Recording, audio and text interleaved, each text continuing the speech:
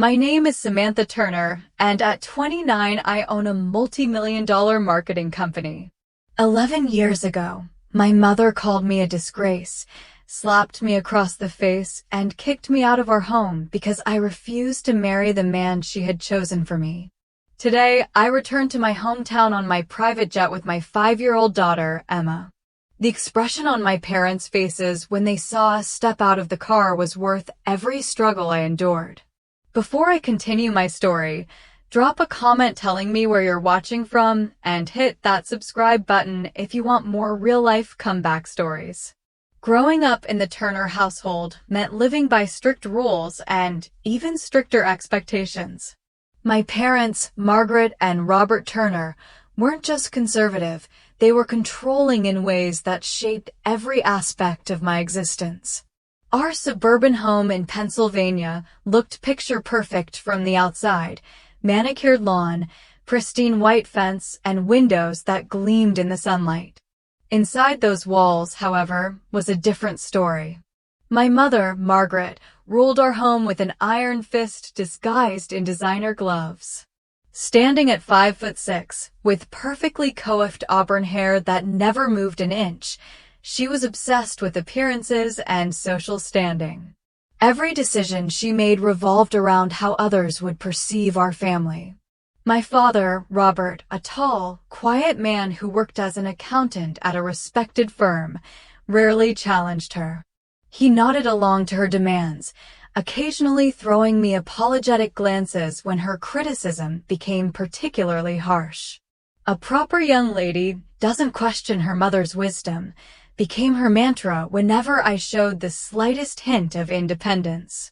By the time I turned 15, these confrontations had become a regular occurrence. My crime: wanting to join the debate team instead of cotillion classes, applying for a part-time job at the local bookstore instead of volunteering at my mother's country club charity events, wearing jeans instead of the floral dresses she laid out for me. "You're embarrassing the family with these rebellious phases," she would say, her voice razor-sharp while maintaining a perfect smile. "The Johnsons' daughter never gives them this much trouble." Our dining room became a battlefield, with daily lectures about my posture, my grades, which were excellent but never excellent enough, and how I would never attract a quality husband with my attitude. My father would stare at his plate during these moments, occasionally muttering, "Listen to your mother, Samantha." His cowardice hurt more than her direct attacks. The subject of my future husband became increasingly frequent as I approached my senior year of high school. My mother had been cultivating a relationship with the Wilsons, a family that had recently moved to our community. Their son, Marcus, was 33 to my 18, recently divorced, and heir to his father's real estate development company. "He's established, successful, and from a good family," she would gush after their visits. "You should be flattered, he's shown interest in you." What my mother interpreted as interest, I recognized as something far more unsettling. The way Marcus looked at me during dinner parties made my skin crawl. His comments about how I was blossoming into a beautiful young woman were delivered with a smile that never reached his eyes. When he accidentally brushed against me or placed his hand on the small of my back, I felt sick to my stomach. Meanwhile, I had secret dreams of my own. I wanted to study business and marketing. Late at night, I researched colleges with strong business programs, schools far away from Pennsylvania, and kept brochures hidden beneath my mattress like contraband. When college application season arrived, I applied to 7 schools without my parents' knowledge, using money I had saved from babysitting to pay the fees. My acceptance letter from the University of California, Berkeley, arrived on a Tuesday. I hid it in my desk drawer, simultaneously elated and terrified. That same evening, my mother announced that the Wilsons would be joining us for dinner that weekend for a very special occasion. The knowing look she gave my father sent a chill down my spine. "We have such wonderful news," she told me, patting my hand in a rare display of affection. You'll finally understand why I've been so hard on you all these years. Everything I've done has been to prepare you for this moment." As the week progressed, my mother was unusually pleasant, helping me select an outfit for dinner, scheduling an appointment at her hair salon for me. Her sudden kindness only increased my anxiety. The acceptance letter burned in my desk drawer like a live coal, representing everything I wanted versus everything that was being planned for me without my consent. The night before the dinner, I overheard my parents talking in hushed tones in their bedroom. "She's too young," my father said, showing a rare moment of backbone. "Nonsense," my mother replied. "I was 19 when I married. Besides, the Wilsons are offering a very generous arrangement. This connection will secure her future and help with your partnership track at the firm. Everyone wins." I backed away from their door, my heart pounding. They weren't just planning a marriage, they were negotiating a business transaction, and I was the commodity being sold. The dining room gleamed under the chandelier that Saturday evening. Crystal glasses, our finest china, polished silver. My mother had spent all day preparing. I sat rigidly in my navy blue dress, my hands folded in my lap to hide their trembling. The Wilsons arrived precisely at 7, Marcus trailing behind his parents with smug confidence that made my stomach turn. He was objectively handsome, tall, dark hair, features that photographed well for business magazines, but his practiced smile never reached his cold blue eyes. He carried a small velvet box, which he placed beside his water glass, catching my eye with a wink that made me shudder. "Samantha," he greeted me, kissing my cheek and lingering too long. "You look absolutely stunning tonight." The dinner progressed with excruciating slowness. Business talk dominated the conversation, with occasional references to the future and joining our families that made the food taste like ash in my mouth. My mother beamed, while my father occasionally glanced at me with what almost looked like regret. After dessert, Mr. Wilson clinked his glass. "I believe we should get to the real purpose of this evening." My mother nodded enthusiastically. Marcus stood and moved to my side of the table. The room seemed to tilt as he dropped to one knee beside my chair. "Samantha Turner," he announced, opening the velvet box to reveal an oppressively large diamond ring. "Would you do me the honor of becoming my wife?" The silence that followed felt endless. Everyone stared at me expectantly, my mother with barely contained excitement, my father with resignation, the Wilsons with confident smiles. Marcus's expression was not love or even affection, but that of someone closing a successful business deal. I need some air," I managed to say, rising from my chair. "Excuse me for a moment." I fled to the back porch, gulping the cool evening air. Footsteps followed me, and I turned to find Marcus standing there, his expression now irritated. "That wasn't the response I was expecting," he said, crossing his arms. "I'm sorry, but this is all very sudden," I replied, trying to keep my voice steady. "We barely know each other." He laughed, a sound without warmth. "Don't be naive, Samantha. This arrangement has been in the works for months. Your mother assured me you were on board." "Arrangement?" The word hung between us like a slap. "Yes, arrangement. My father is helping yours make partner, your mother gets the social standing she's always wanted, and I get a young, beautiful wife who can give me children and host company events." He reached out to touch my face. "You'll have a comfortable life. Many women would be grateful for such an opportunity." I stepped back. What if I want a career, an education, a say in my own future? His expression hardened. "My wife won't need to work.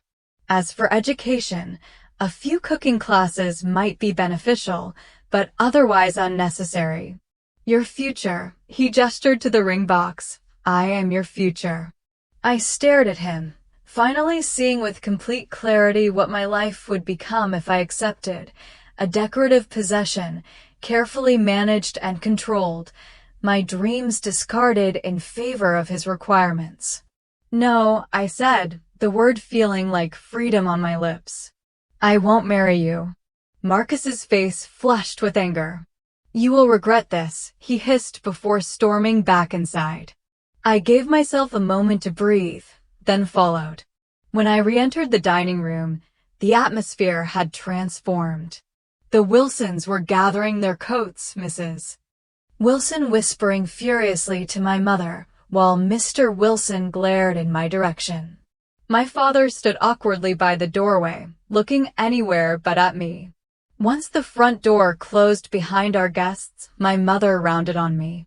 "What have you done?" she demanded, her voice shaking with rage. "Do you have any idea what you've just thrown away?"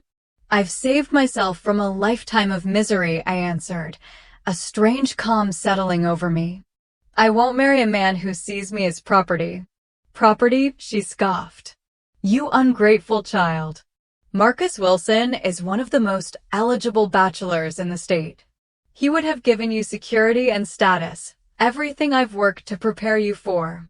"I don't want those things," I said. "If they're built on my sacrifice and silence, I'd rather have none of it. Come at the cost of my freedom." My mother's face contorted with fury. "This is about those college applications, isn't it? Did you think I wouldn't find them? That I wouldn't see the letter from Berkeley?" My heart sank. She had been through my things. "I want to study business," I said, straightening my spine. "I want to build my own life." "You're a disgrace," she shouted, her perfect composure finally shattering. "After everything we've done for you, the Wilsons will never speak to us again. Your father's career is ruined because of your selfishness." I looked to my father, hoping for support, but he just stared at the floor. "I'm sorry you feel that way," I said quietly, "but I won't change my mind." The slap came without warning, her palm connecting with my cheek with enough force to snap my head to the side. The sting spread across my skin, and tears sprang to my eyes from shock and pain. "Get out," she whispered, her voice deadly quiet. "If you're too good for the life we've planned for you, then you can leave and see how well you do on your own." "Margaret," my father finally spoke, his voice weak. "She's just a teenager." "No," my mother cut him off. "She's made her choice. Now she can live with it." I stood frozen, my hand pressed to my burning cheek. "You don't mean that," I managed. "Pack your things and get out of my house," she replied, turning her back to me. "You're no daughter of mine." I climbed the stairs in a daze, grabbed my school backpack and filled it with essentials, some clothes, my toothbrush, the college acceptance letter, and the small amount of cash I had saved. When I returned downstairs, my mother was nowhere to be seen. My father stood by the front door, his face ashen. "Dad," I pleaded, "please don't let her do this." He reached into his wallet and pressed $300 into my hand. "This is all I can do," he whispered. "I'm sorry, Samantha." Then he opened the door to the rainy night outside. I stepped past him, the door closing firmly behind me. I stood on the porch of the only home I'd ever known, rain soaking through my dress, my face still stinging from the slap, and realized I was truly alone. My cell phone buzzed in my pocket. My mother had not thought to take that away. With trembling fingers, I called the only person I could think of, Audrey. "It's Sam. I need help." Audrey Jackson had been my best friend since 5th grade. Unlike my other friends, whose parents moved in the same social circles as mine, Audrey came from a working-class family. My mother had always referred to her as my charity project, a comment that made me furious. Within 30 minutes, Audrey's beat-up Honda pulled alongside the curb where I waited, sheltering under a bus stop. "What happened?" she asked as I climbed into the passenger seat, my backpack and drenched clothes dripping onto her floor mats. Through tears, I explained everything: the arranged marriage, my refusal, my mother's reaction. Audrey's parents welcomed me with open arms, setting up a makeshift bed on their living room couch. "Stay as long as you need. Mrs. Jackson told me, her kind eyes so different from my mother's cold stare. 2 weeks stretched into a month. I enrolled in community college using my acceptance letter from Berkeley as proof of high school completion. Berkeley itself would have to wait. The tuition was impossible without my parents' support. I found work at a local coffee shop, then added weekend shifts at a grocery store, and took on evening babysitting for a neighbor. My life became an exhausting cycle of work, classes, and brief periods of sleep. My first apartment was a studio the size of my old bedroom, with peeling wallpaper and cockroaches that scattered when I turned on the lights. A mattress on the floor, a single plate and fork, a shower that only ran cold. These were my new reality. Each night I collapsed into bed, my body aching from standing all day, my mind racing with assignment deadlines and bill due dates. The scholarship rejection letter came on a Tuesday, 3 months after I'd moved out. I had pinned so much hope on that possibility, a full ride that would let me transfer to a 4-year university. The thin envelope contained a single sheet.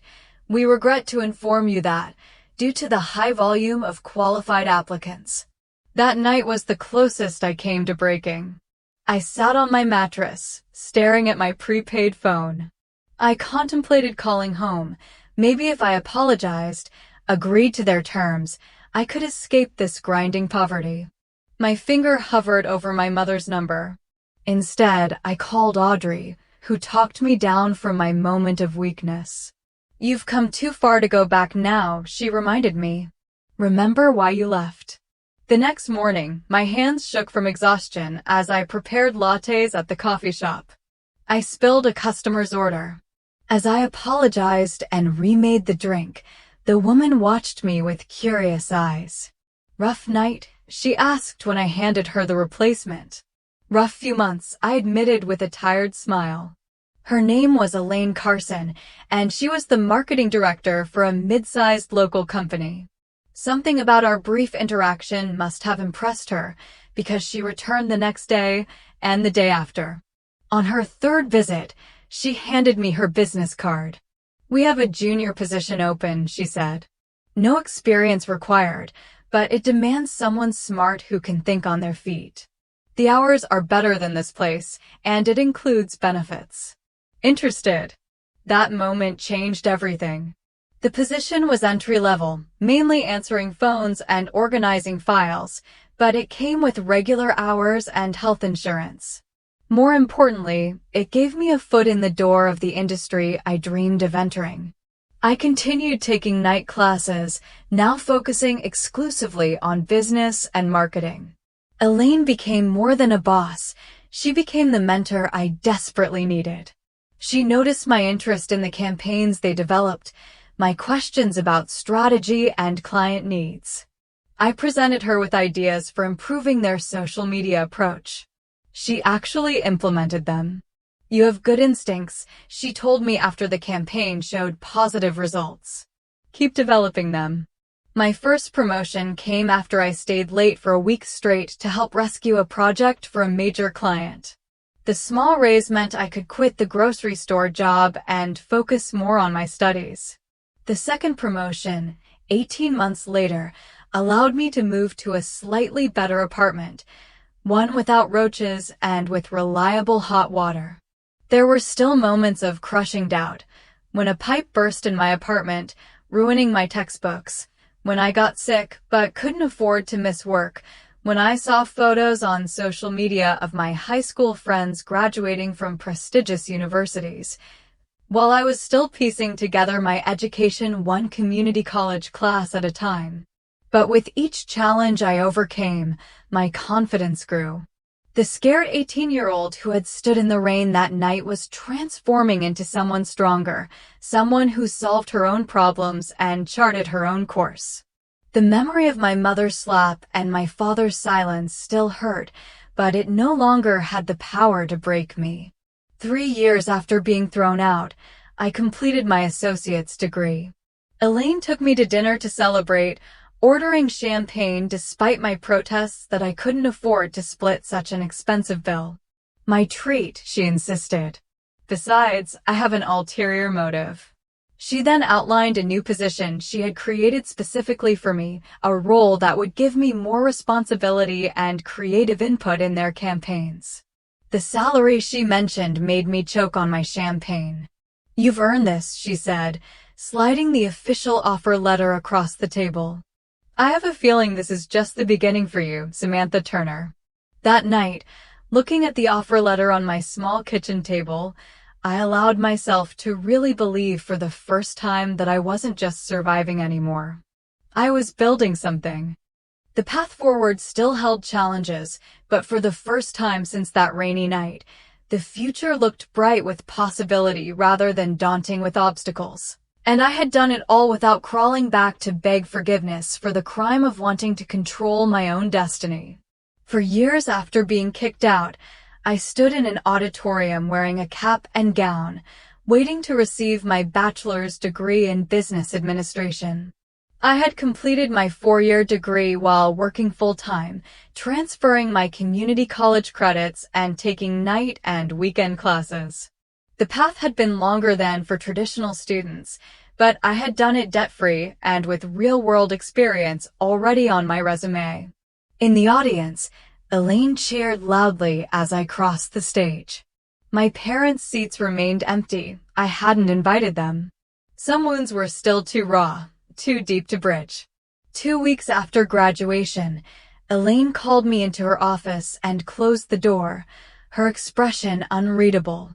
"I've been watching you develop for years now," she began, and my stomach dropped, assuming the worst.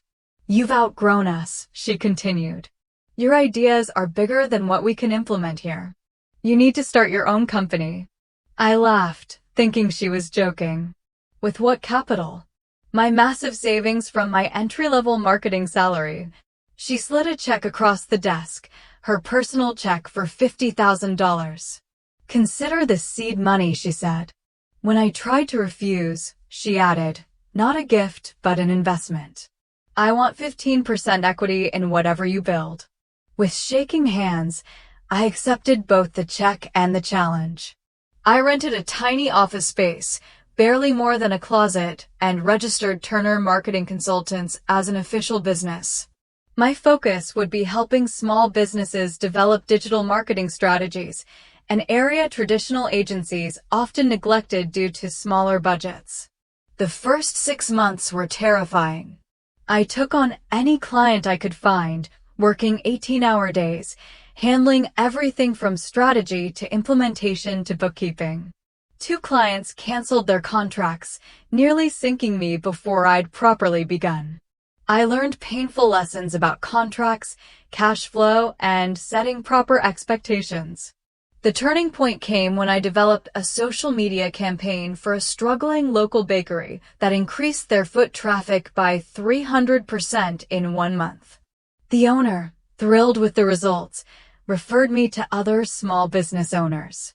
Word spread, and suddenly I had more potential clients than I could handle alone.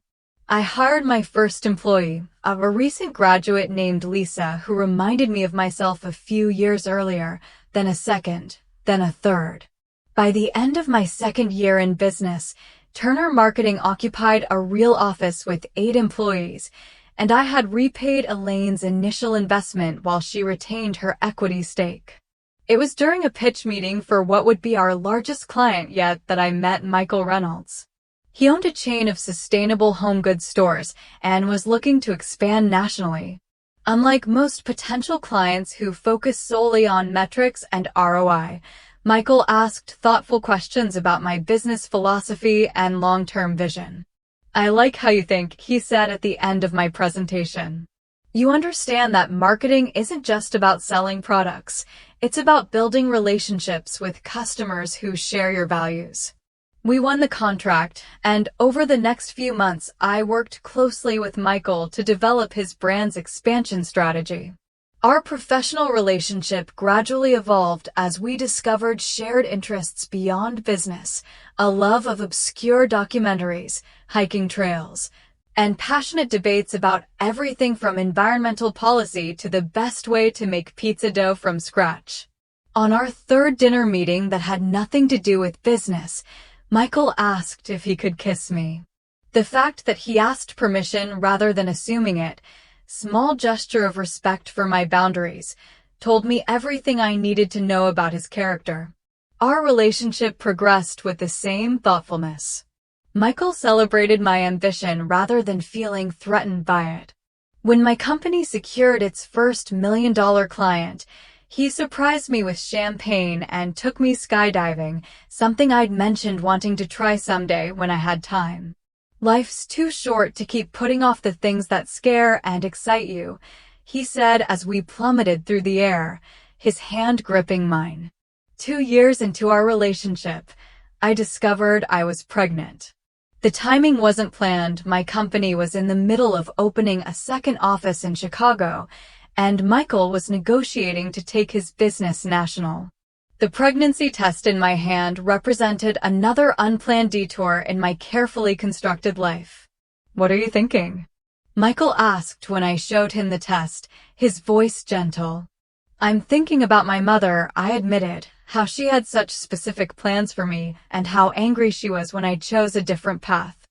"I don't want to be that kind of parent," he said, wrapping his arms around me. "We'll figure this out together. Whatever you decide, I'm with you." His unconditional support made the decision clear. 9 months later, our daughter Emma came into the world, 5 pounds, 6 ounces of determination, with her father's green eyes and what the nurses called a very opinionated cry. Holding her, I made a silent promise that she would always know her voice mattered, her choices were her own, and that love didn't come with conditions. Balancing motherhood with running a growing company presented challenges I hadn't anticipated. I brought Emma to the office in the early months, converting a storage room into a nursery. My employees, now numbering 25 across 2 offices, adjusted to strategy meetings occasionally interrupted by a baby's cries. Michael took on more flexible hours with his business to share parenting responsibilities equally. When Emma was 2, Michael proposed during a normal Tuesday evening at home, after we'd put her to bed and were washing dishes side by side. "I don't need a big wedding or a diamond ring," he said, presenting a simple band. "I just want us to be a family." Officially, we married in a small ceremony with only our closest friends. Emma toddled down the aisle, dropping flower petals and occasionally stopping to eat them. Standing beside Michael as we exchanged vows, I reflected on how different this marriage was from the one my mother had tried to force upon me. This union was built on mutual respect, shared values, and genuine love, everything the arrangement with Marcus had lacked. By Emma's 5th birthday, Turner Marketing had grown to 3 offices nationwide with over 70 employees. We'd been featured in Business Insider as one of the fastest-growing women-led companies in the country. The purchase of the company jet, a small used Cessna Citation, made practical business sense, given how often I traveled between offices. But it also represented a milestone I could never have imagined when I stood in the rain with only a backpack of belongings. Throughout this growth and change, I maintained my vow of no contact with my parents. I occasionally heard updates through mutual acquaintances. My father had made partner at his firm. My mother was still active in the same social circles. I wondered sometimes if they ever regretted their ultimatum, if they ever thought about the daughter they had cast out for wanting to choose her own path. I had almost convinced myself that chapter of my life was permanently closed until a distant cousin reached out via email to let me know my father had undergone emergency heart surgery. The message was brief, with no request for a response or visit, just information passed along because she thought I should know. On our patio, looking at the stars, "What's on your mind?" Michael asked, joining me with 2 glasses of wine. "My father could have died," I said quietly, and I wouldn't have known until after the fact. "Does that bother you?" he asked. I considered the question carefully. "Yes.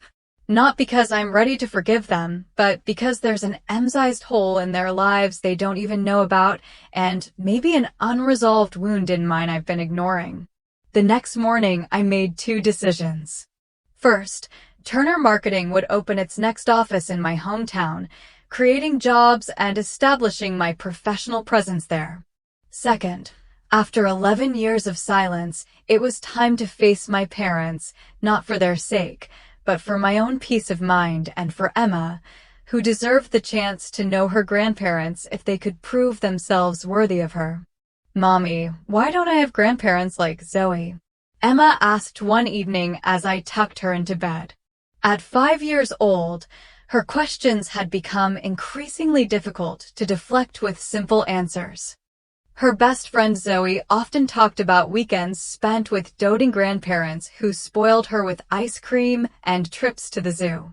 I sat on the edge of Emma's bed, smoothing her dark curls away from her forehead. "You have Grandma Elaine," I reminded her, referring to my mentor who had become a surrogate grandmother figure. She scrunched her nose. "But Zoe has 4 grandparents. Where are your mommy and daddy?" The innocent question landed like a punch to the gut. For years, I had compartmentalized the pain of my estrangement from my parents, focusing instead on building my business and my new family. But through Emma's eyes, their absence took on a new dimension. "They live far away," I said finally, the partial truth, easier than explaining the full complexity of adult relationships to a 5-year-old. "Can we visit them sometime?" Her wide green eyes, so like Michael's, looked up at me with simple curiosity. "Maybe someday, sweetheart." Time for sleep now. I closed her bedroom door. Michael was waiting in the hallway, having overheard the conversation. "You knew this day would come," he said gently as we walked to the living room.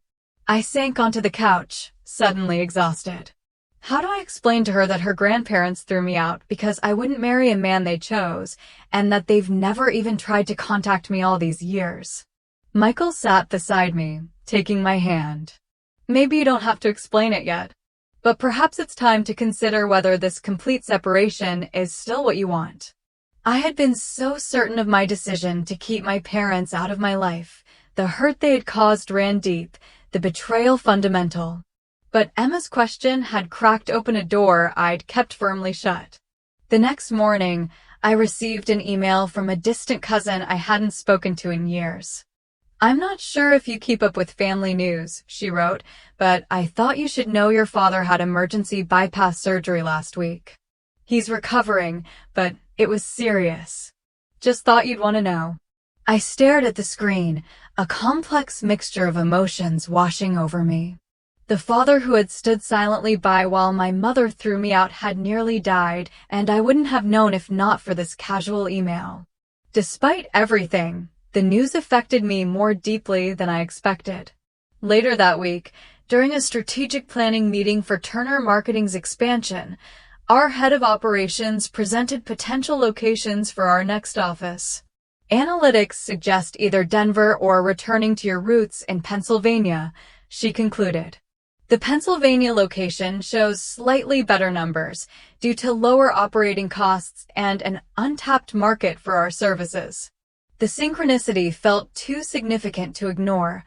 Our business was ready to expand.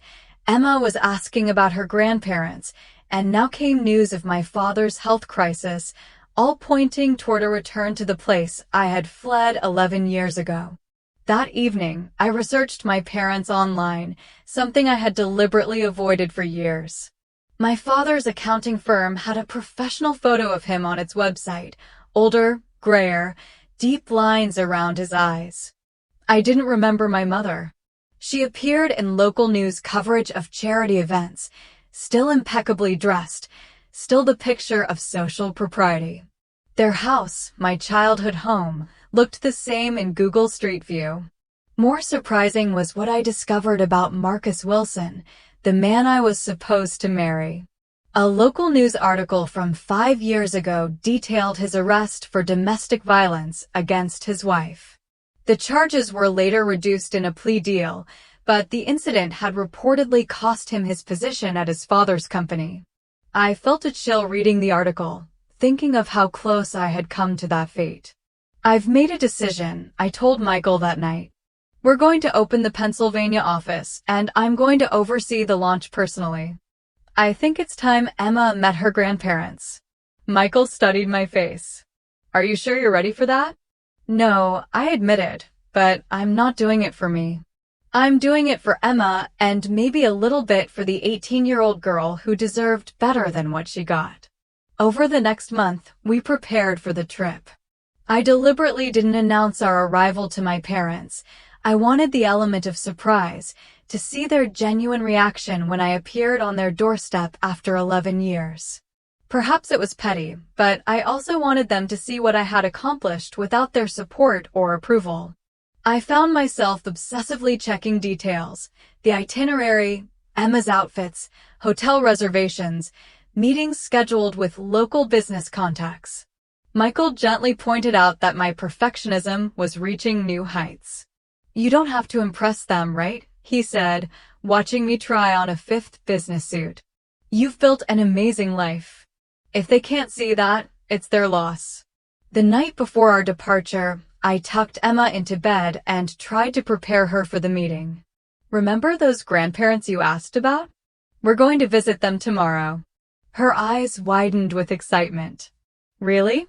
Will they have cookies like Grandma Elaine? I smiled at her simple expectations. I don't know, sweetheart.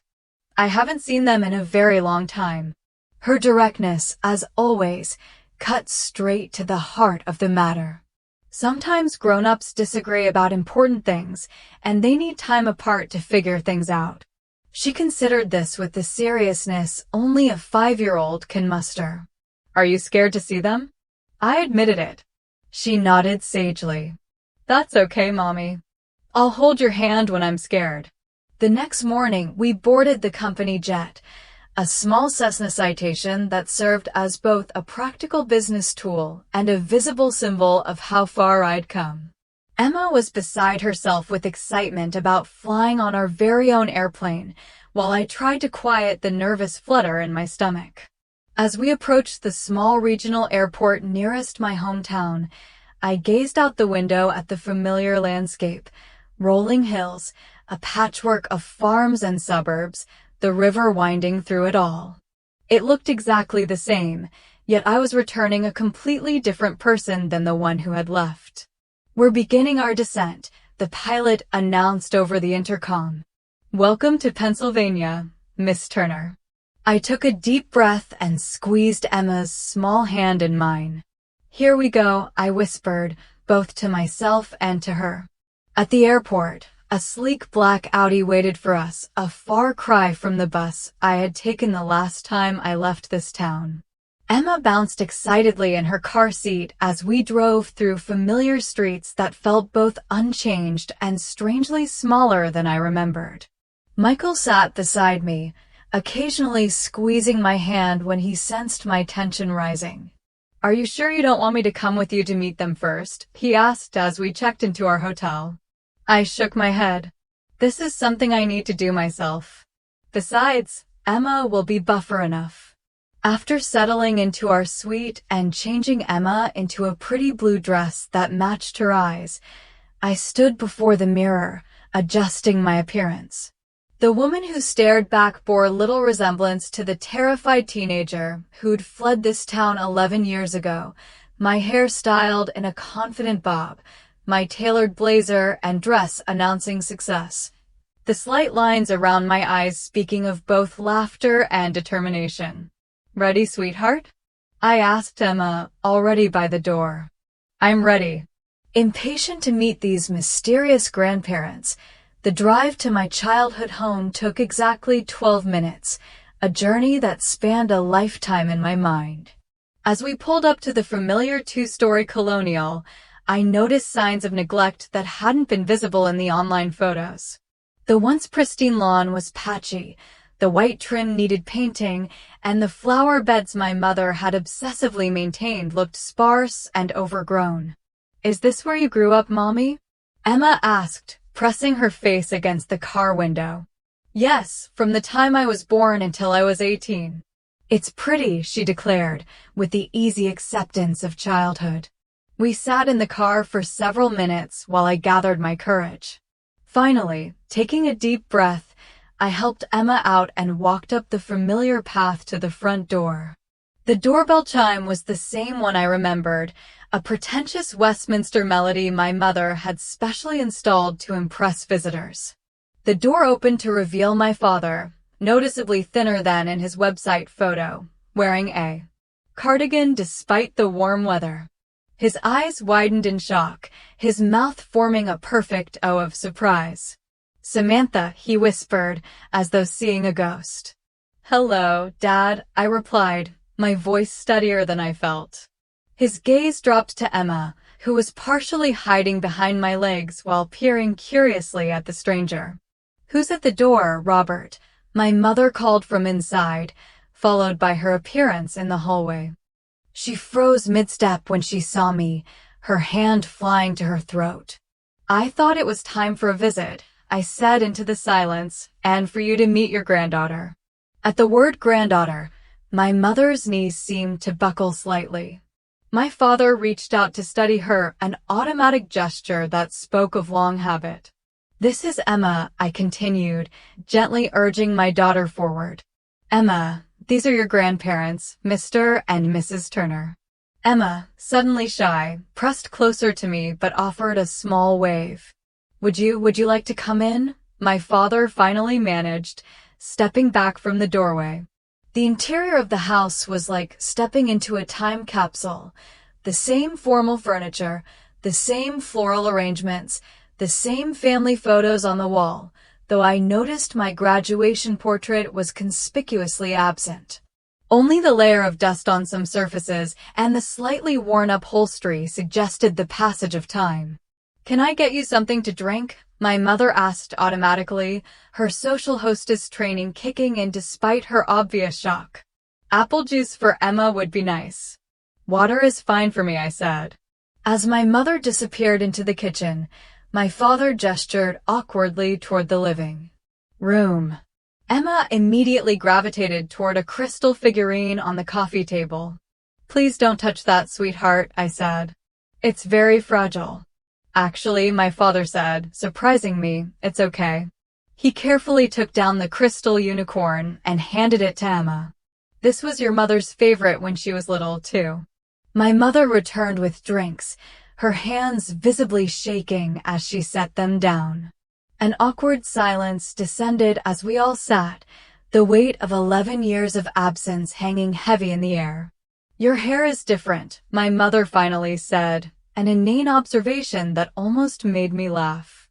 "A lot of things are different, Mom."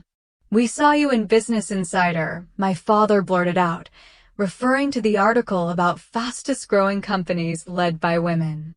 We have a subscription." This revelation caught me off guard. "You saw that?" "We've seen all of them," my mother said quietly.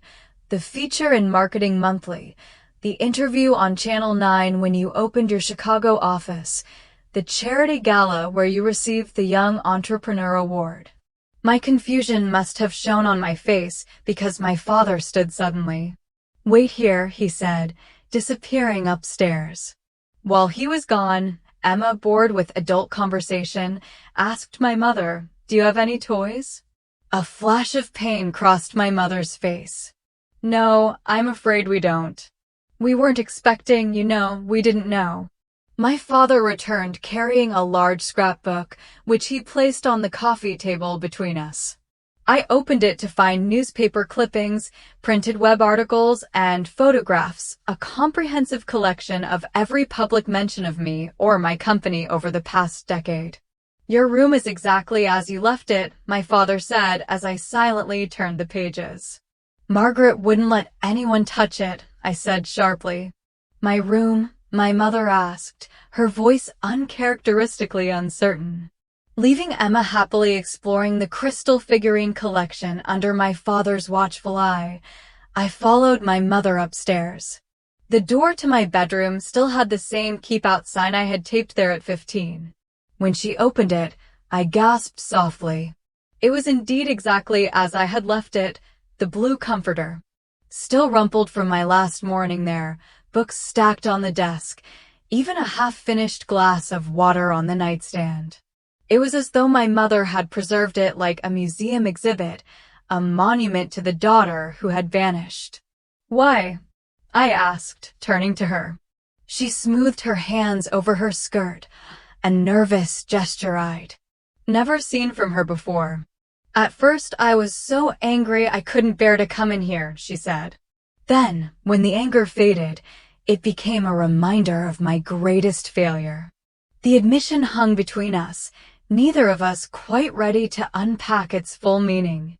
Back downstairs, Emma had charmed my father into showing her photo albums, specifically pictures of me as a child.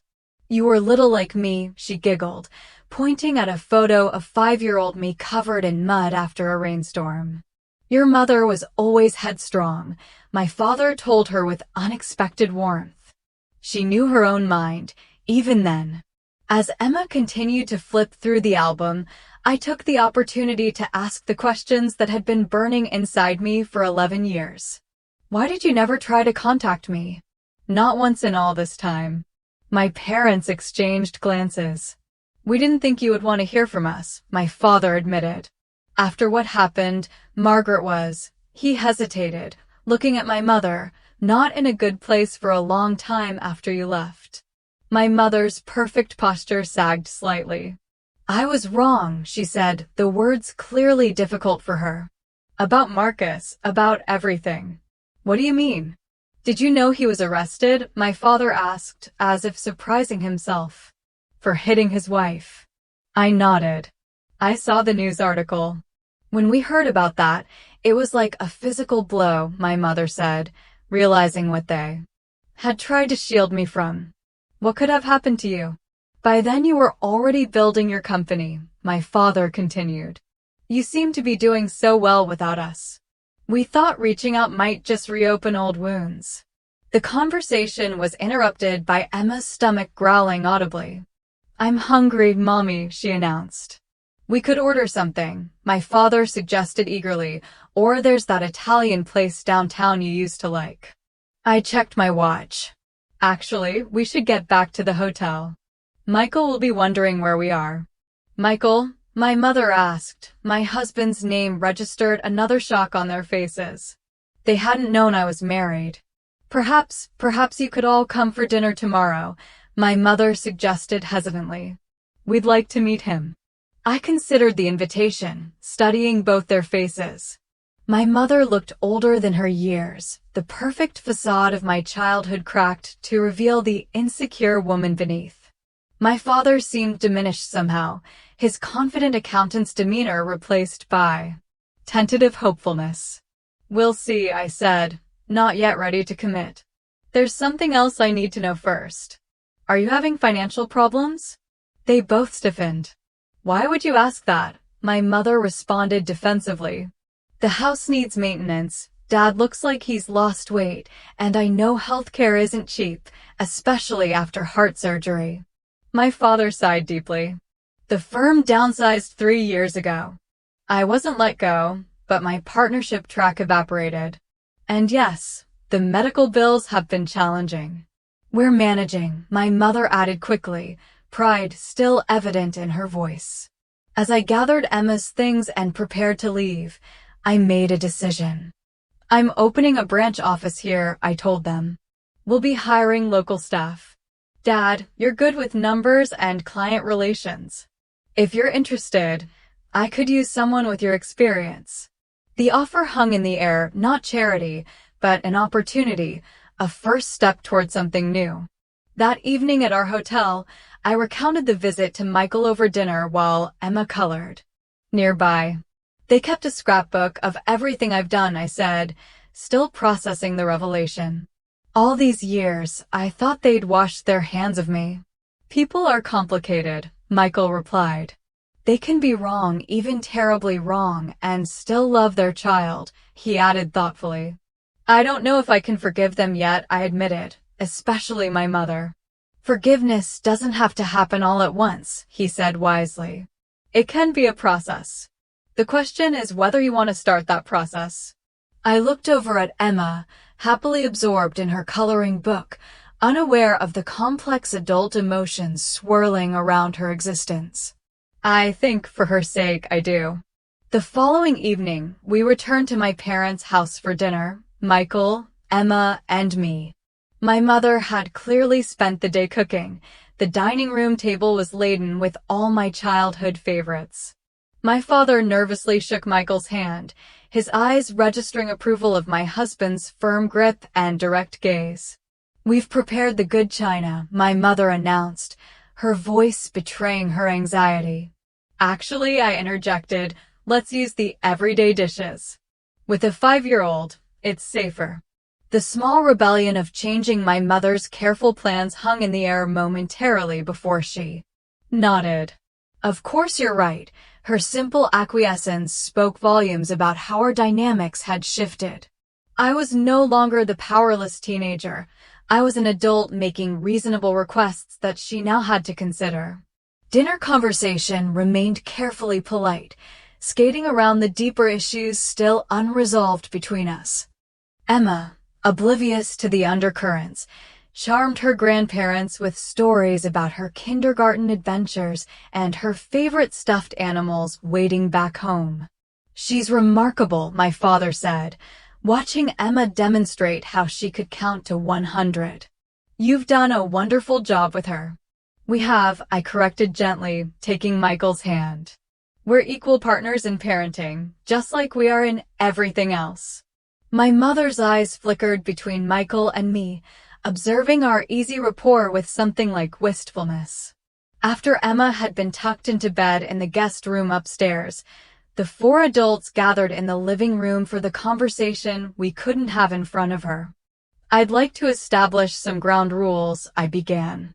"My business negotiation skills are serving me well in this personal arena. If we're going to have any relationship moving forward, I need certain boundaries respected." My parents nodded, my father leaning forward attentively, my mother clasping her hands tightly in her lap. "First, Emma is being raised to make her own choices. You will never pressure her about who she should be or what she should do with her life." Of course, my father agreed immediately. "Second, Michael and I make decisions about our family as equals. Our marriage is a partnership, not a hierarchy." My mother's lips thinned slightly, but she nodded. "Third, I'm offering Dad a position at the new office because he's qualified and we need someone with his skills. It's not charity, and it comes with the same expectations I have for all my employees." "I understand," my father said, sitting straighter, "and I appreciate the opportunity. I won't disappoint you." The formality of our interaction gradually softened as Michael shared stories about our life together, carefully highlighting my accomplishments without rubbing my parents' faces in what they had missed. By the end of the evening, we had agreed to regular video calls with Emma and monthly dinners when I was in town overseeing the new office. As we prepared to leave, my father pulled me aside. "Samantha," he began, his voice breaking slightly, "I need to say this. I failed you when we threw you out. I should have stood up for you.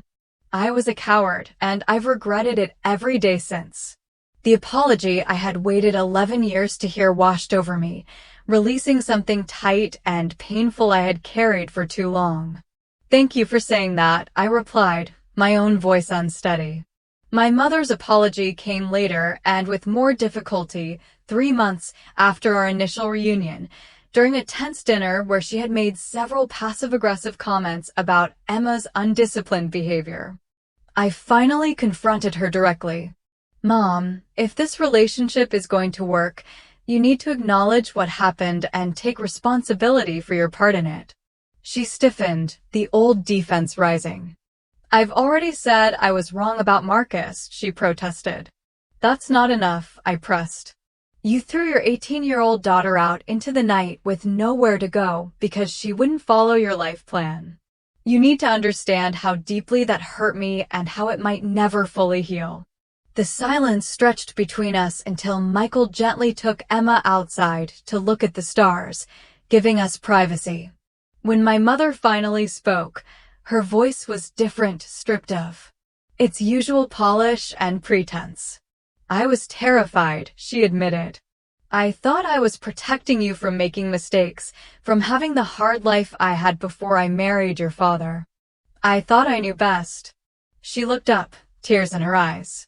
I was so wrong, Samantha, and I'm so sorry for the pain I caused you. It wasn't a perfect apology, but it was genuine, perhaps the first completely honest conversation we had ever had.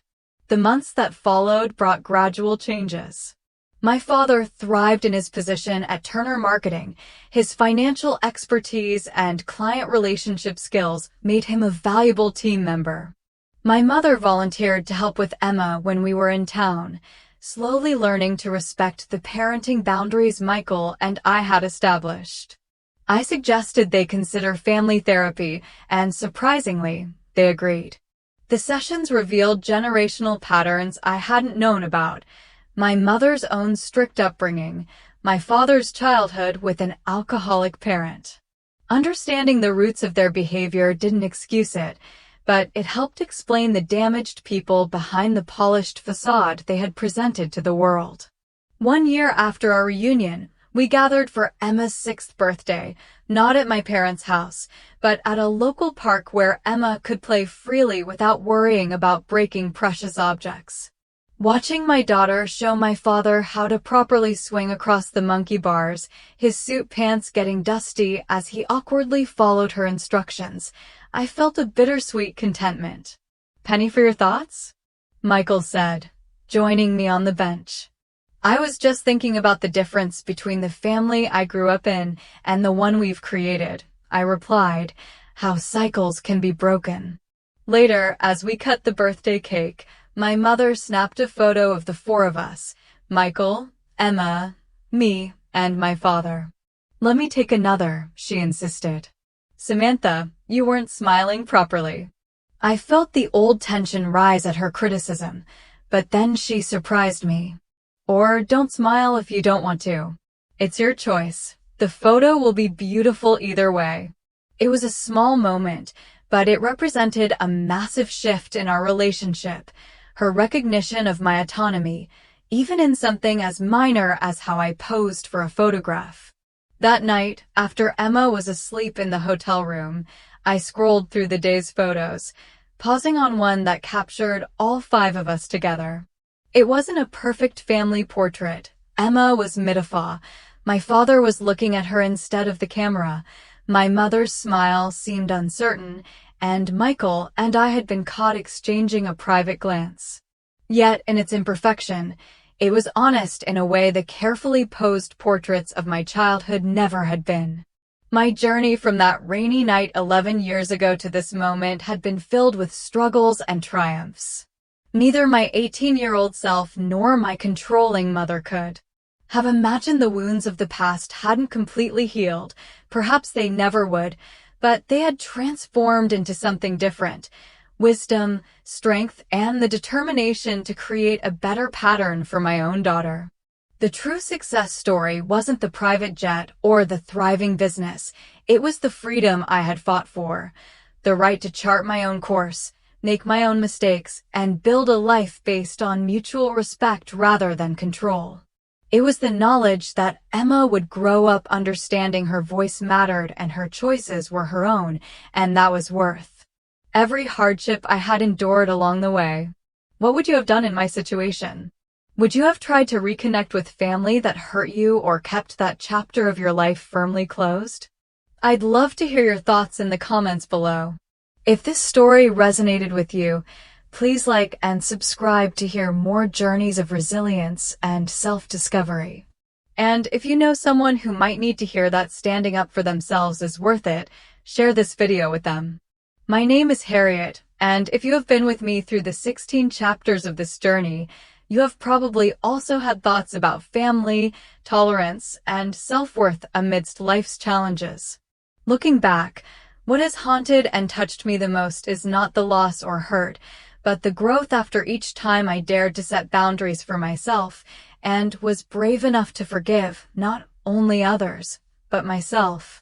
Family, as I have experienced, is sometimes imperfect, can hurt us, but is also the place that teaches us the greatest lessons about compassion, resilience, and how to find inner peace. I used to feel lost, used to think I didn't belong anywhere, but it turns out the journey to find acceptance is the journey back to myself, learning to love and respect myself first. What about you?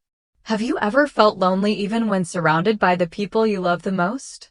Have you ever had to choose between loyalty to someone else and peace for yourself?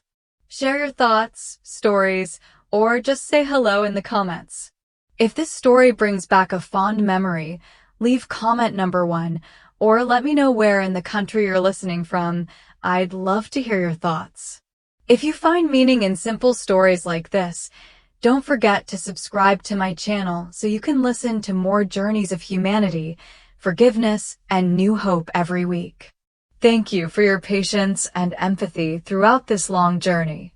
Hopefully, somewhere along the way, you will find a true home, whether it's big or small, full of people or just yourself. I wish you strength, happiness, and peace on your own path.